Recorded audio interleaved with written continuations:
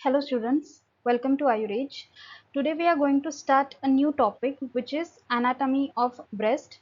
So in this first part we are going to cover introduction, shape, situation, extent and features of the breast. So let's get started. Let's start with the introduction. So it is the important structure of the pectoral region. Breast ये एक important structure होता है of pectoral region. Pectoral region means the chest region. It is found in both sexes and it is rudimentary in males. Breast ये दोनों भी mail females दोनों में present होता है but it is rudimentary in males. That means males में ये underdeveloped या अनडेवलप्ड रहता है and well developed in females after puberty. Puberty के बाद फीमेल्स में ये अच्छे से डेवलप्ड हो जाता है. It is an important accessory organ of the female reproductive system and it provides nutrition to the newborn in the form of milk. Newborn को न्यूट्रिशन प्रोवाइड करने का काम भी ब्रेस्ट से ही होता है in the form of milk. Next is the shape. So breast के शेप होते हैं hemispherical, hemispherical, conical, piriform. Piriform means pear shaped, pendulous, flat और ब्रेस्ट का जो बेस होता है वो सर्कुलर होता है. सिचुएशन देखेंगे, it lies in the superficial fascia of the pectoral region. So chest region के दैट मीन्स पेक्टोरल रीजन के सुपरफिशियल फेशिया में ब्रेस्ट लाई करता है. सुपरफिशियल फेशिया क्या होता है ये हम इस डायग्राम में समझेंगे. सो हमारे बॉडी का स्ट्रक्चर कुछ इस तरीके से होता है. सबसे अपर लेयर और सबसे सुपरफिशियली प्रेजेंट होती है स्किन. देन स्किन के बाद प्रेजेंट होता है सम अमाउंट ऑफ फैट. उसके बाद प्रेजेंट होता है सुपरफिशियल फेशिया. सुपरफिशियल फेशिया ये कनेक्टिव टिश्यू होता है एंड देन अगेन उसके बाद फैट प्रेजेंट होता है, फैट डिपोजिशन होता है एंड उसके बाद प्रेजेंट होता है deep fascia. Deep fascia is also a connective tissue because ये डीपली सिचुएटेड होता है इसलिए it is called as deep fascia. Deep fascia के बाद प्रेजेंट होती है मसल्स. सो स्किन और मसल्स के बीच में हमें ये स्ट्रक्चर्स देखने को मिलते हैं.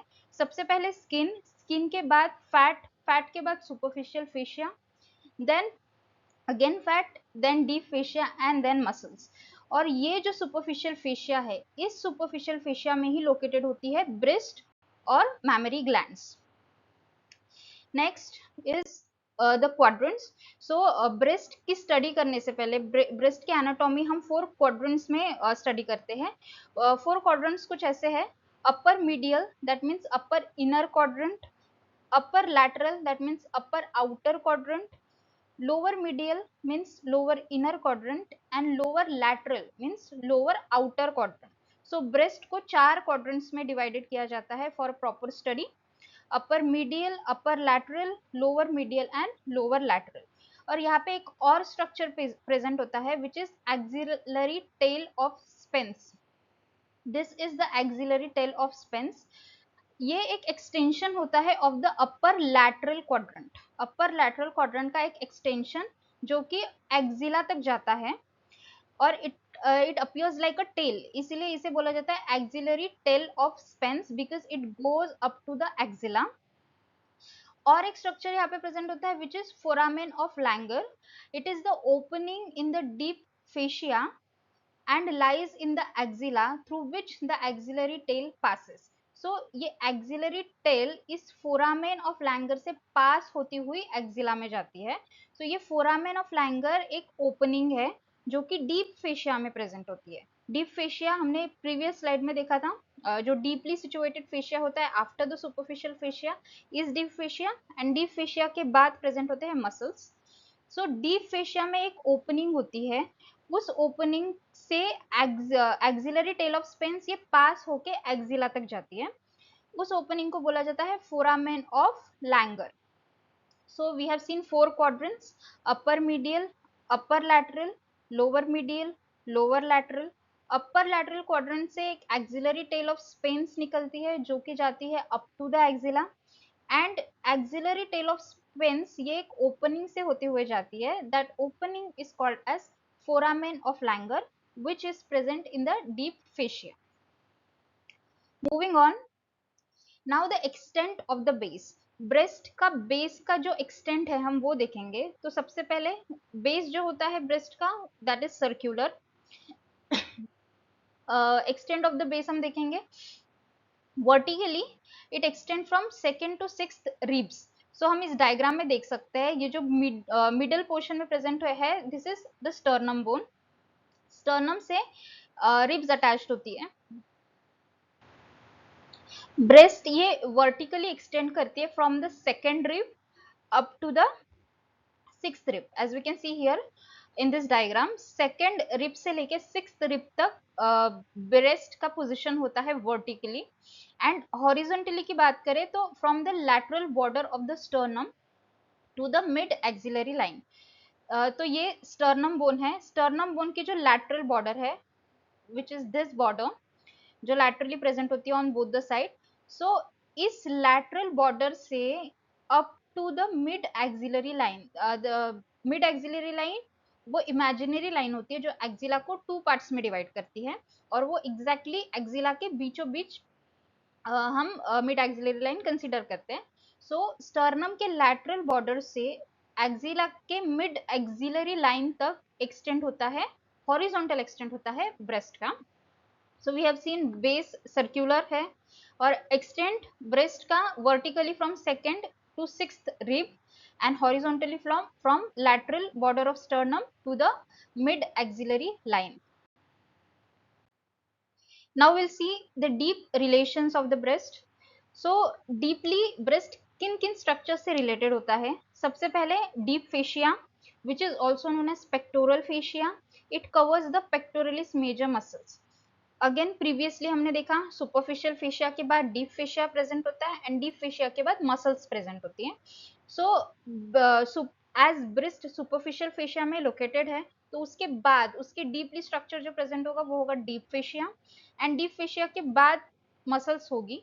तो डीप फेशिया ये पेक्टोरलिस मेजर मसल से क्लोजली अटैच्ड होता है और कवर करके रखता है पेक्टोरलिस मेजर मसल को। तो फर्स्ट रिलेशन हो गया deep fascia, also known as pectoral fascia. Then उसके बाद डीप फेशिया के बाद कौन से स्ट्रक्चर्स प्रेजेंट है?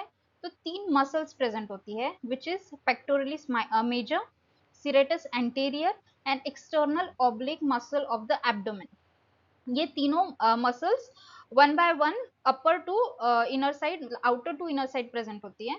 तो सबसे ऊपर डीप फेशिया के बाद सबसे पहले जो मसल प्रेजेंट होती है, that is pectoralis major muscles. As we can see here in this diagram, ये जो मसल्स हमें दिख रही है, this is pectoralis major muscle.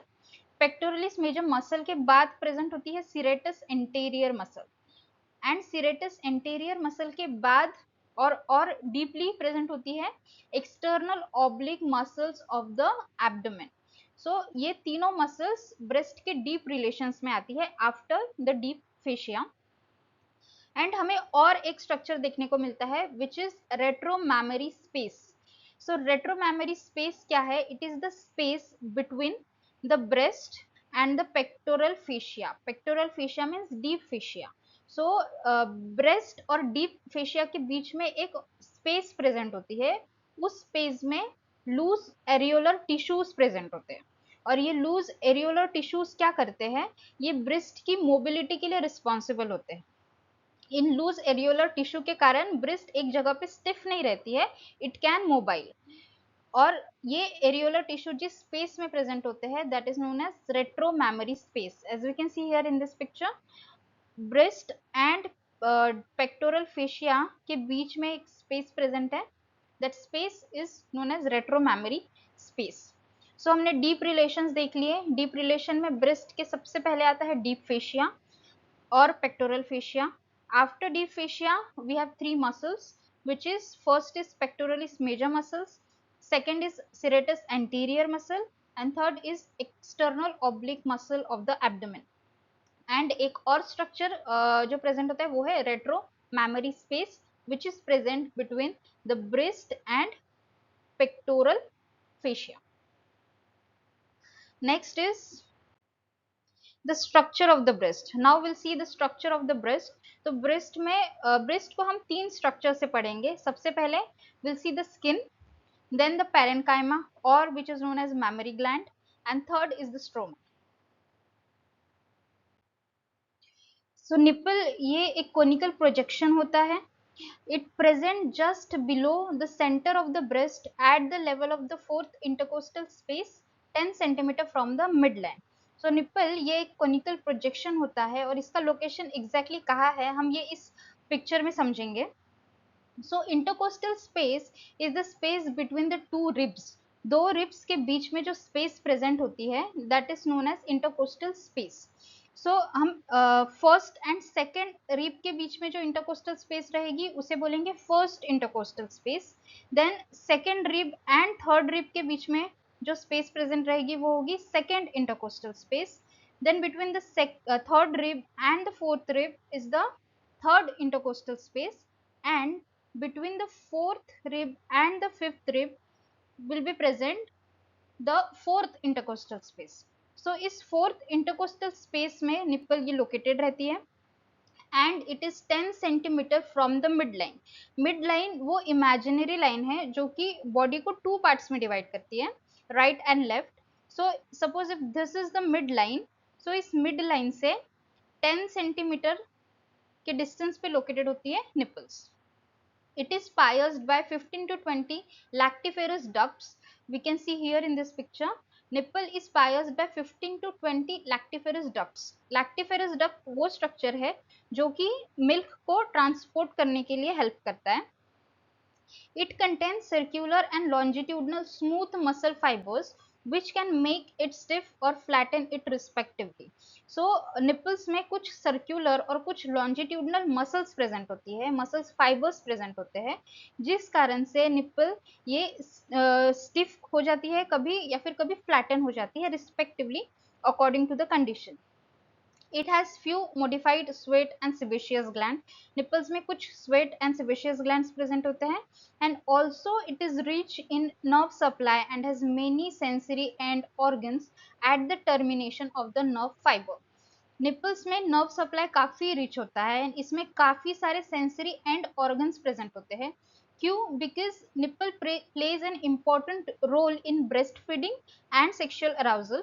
That's why nipples में nerve supply जो होता है वो काफी rich होता है. So we have seen nipple. It is a conical projection. It is present at the level of fourth intercostal space 10 centimeter from the midline, pierced by 15 to 20 lactiferous ducts. इसमें कुछ circular और longitudinal muscle fibers present होते हैं, कुछ sweat and sebaceous glands present होती है, and nipples is rich in nerve supply.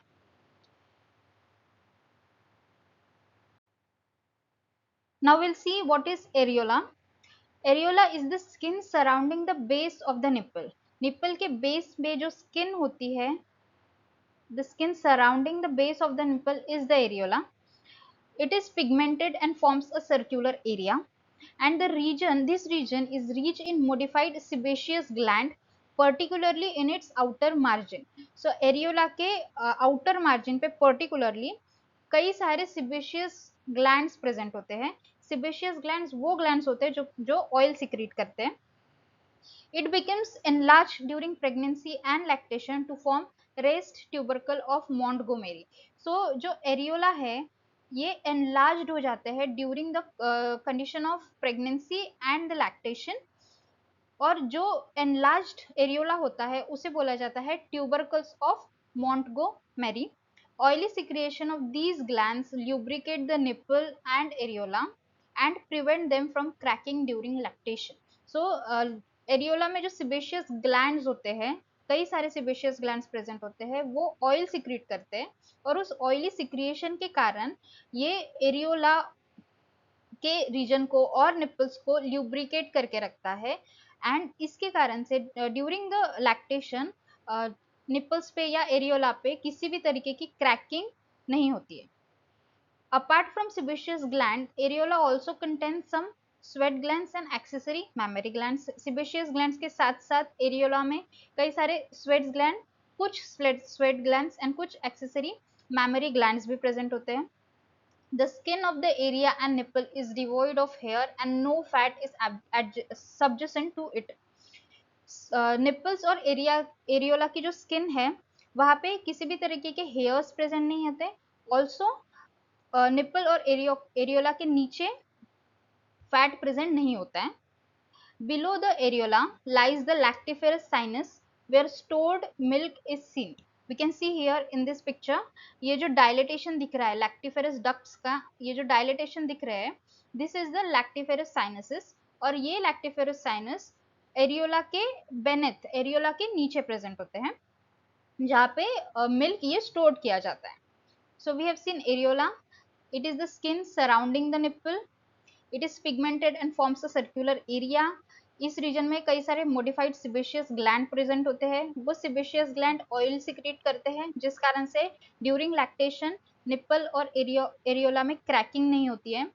And यही sebaceous gland और एरियोला जब ड्यूरिंग प्रेगनेंसी एंड लैक्टेशन जब एनलार्ज्ड हो जाते हैं तो उसे बोला जाता है tubercles of Montgomery. Sebaceous gland के साथ साथ एरियोला में कुछ sweat glands and some accessory mammary glands भी प्रेजेंट होते हैं। And this area of areola and nipple is devoid of hair, and वहाँ पे कोई भी उनके बेनेथ या उनके नीचे फैट भी प्रेजेंट नहीं होता है। एंड लैक्टिफेरस साइनसेस ये एरियोला के नीचे प्रेजेंट होते हैं। Next will C parenchyma, which is also known as the mammary gland. It is the compound tubulo-alveolar gland which secretes milk. As we can see here, ये tubulo-alveolar glands होते हैं जो कि milk secretion में मदद करते हैं. It lies in the superficial fascia and there is no capsule. Superficial fascia में parenchyma present होता है, किसी भी capsule से covered नहीं होते हैं ये glands, और ये glands modified sweat glands भी होते हैं. The gland consists of 15 to 20 lobes. We can see these are the lobes. So ये जो lobes है ये 15 to 20 in each breast present होते हैं. Each lobe is a cluster of alveoli and is drained by a lactiferous duct. हर एक lobe में alveoli के clusters present होते हैं. That means alveoli के groups present होते हैं और ये सारे जो lobes है ये drain होते हैं through the lactiferous ducts. जो यहाँ से हमें ducts दिख रही है, these are the lactiferous ducts जो कि इन lobes से milk जो secrete होता है उसे drain करते हैं and nipple तक लेके जाते हैं.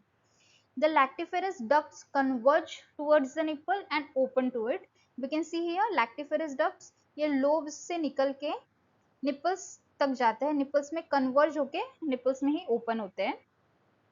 Near its termination, each duct has a dilatation called a lactiferous sinus. ये हमने previous slide में भी देखा था that lactiferous ducts near its termination, near its end dilate हो जाते हैं और उस dilatation को ही बोला जाता है lactiferous sinus. ये dilate इसीलिए होते हैं because जो milk secrete हो रहा है लोब से वो आगे आके lactiferous sinus में store रहता है and जब breast feeding होती है तब लैक्टिफेरस साइनस से ये मिल्क सिक्रीट होता है और रिलीज होता है, वी कैन से. सो इन साइनस इस डायलेटेशन को बोला जाता है लैक्टिफेरस साइनस. सो पैरेन्काइमा में हमने देखा ट्यूबलो एल्वियोलर ग्लैंड होते हैं जो कि सुपरफिशियल फेशिया में लोकेटेड होते हैं.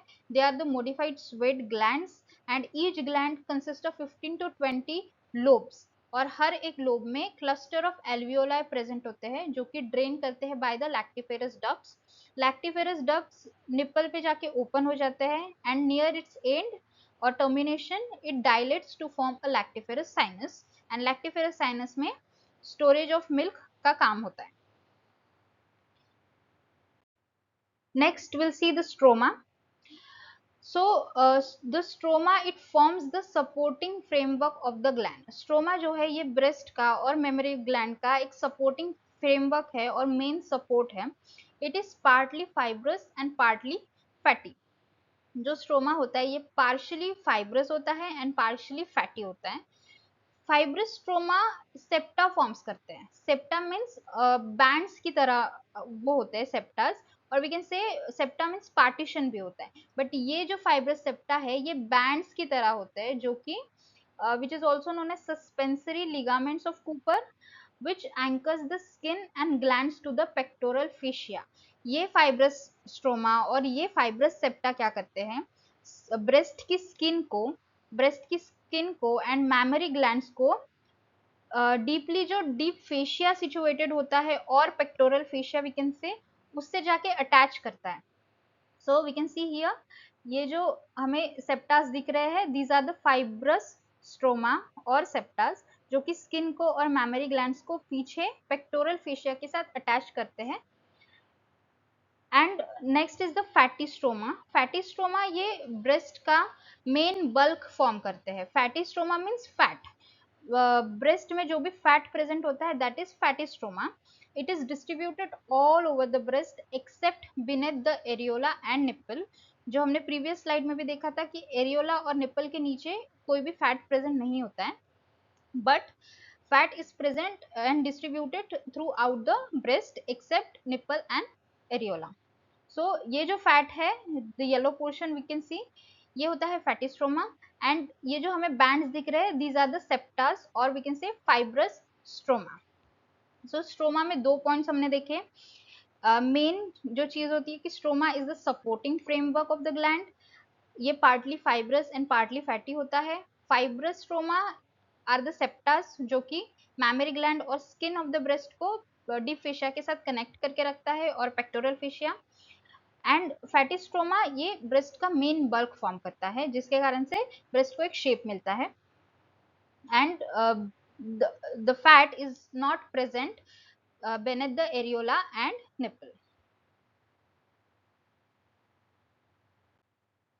So that's all for today's lecture. In the next lecture, we are going to see the blood supply, nerve supply, and lymphatic drainage of the mammary gland or breast. Until then, keep reading and don't forget to subscribe, like, and share with your fellow learners. Thank you for watching this video.